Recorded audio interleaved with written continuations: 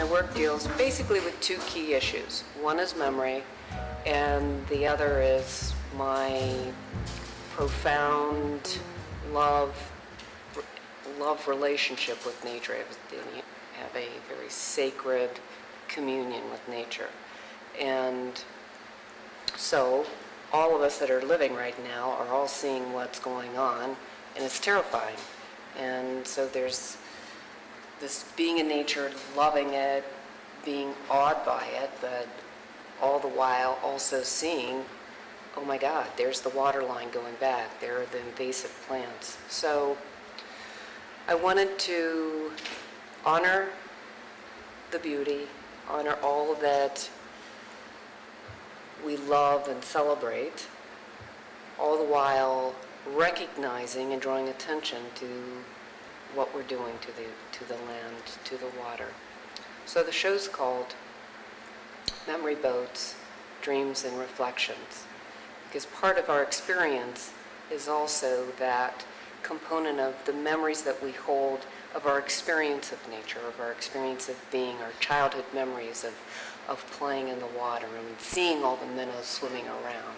So if you take that particular memory and you think about minnows and you think about when you'd look and there'd just be thousands and thousands of minnows, and now you go in the same lake, where are the minnows? Right. So the big boat is actually called Minnowing. Okay. And looking at that issue of the journey of, the swimming and swimming and swimming, but honoring the minnows, but also where are the minnows, where have they gone? So the shadow aspect, that's awesome. Isn't that beautiful? Looks like Oh, I hope you can get that. That's awesome. It's a shadow, yeah. So you have that interplay, and our experience is also that shadowy element. The boat itself, to me, is that vessel. It's the vessel. These shapes in particular are actually off of more the Nordic burial ship. Mm-hmm. So it's the vessel that takes us through life, but it's also the vessel that's representing, in essence, kind of the death and burial the afterlife. Mm-hmm. And then there's the seasonal aspect. This is a cyclical aspect of life and seasons as well. Exactly. Right. So we've got the four seasons. It starts with spring, summer, fall, and winter. So we're moving through all the seasons. Again, it's that personal experience of when you're in a season, when you're in summer. Wonderful. You're experiencing the water in a very different way. Yeah. You're experiencing the woods in a very different way. We're seeing flowers that come up, and so I really was trying to honor that. Well, it hits a lot of senses and a lot of emotions because it's not just visual, and there's implied things that you see and things that you're actually seeing, but there's also lavender in the boats that you smell when you come in. And then there's motion. You have the boats that are tipping a little bit. So there's emotional sensations, and then there's actual physical sensations when you're in the road.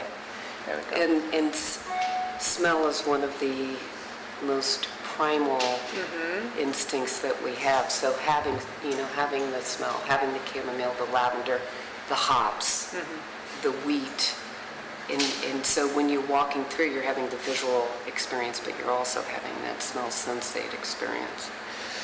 The exhibit's going to have a shoreline that wraps around the entire room, and that hopefully will be evolving as the exhibit evolves. It's going to contain some evasives, but also it's going to have beach trash, and so I'm hoping that individuals that will be cleaning up their beaches over the summer and coming in and dumping their trash in here, so that as the exhibit continues, it just grows and grows and grows, so that it becomes more oppressive, more chucking. And then under the 20-foot boat, which is called Ownership, and the intention of that boat is to draw awareness to the fact of the Western mind has this sense of ownership. We own the land. It's ours. This is my property. We demarcate where this is mine. But we don't own the land. All species are sharing it. So if we have that dominating feel to it, at the expense of all these animals that are also living there. So that's what this boat, the ownership boat's about. It's about owning the land, possessing the land. Wrapped around the boat, I used the quote that's attributed to Chief Seattle, "How can you buy or sell the sky?" This idea is strange. And interspersed between that are endangered species. How can you buy or sell the land? Spotted owl. It really, I think having an emotional connection is the most important. You know, people often say, what does your work mean? What do you... And I have my inspiration, I have my intention, but truly, every single person who walks in is bringing their own story.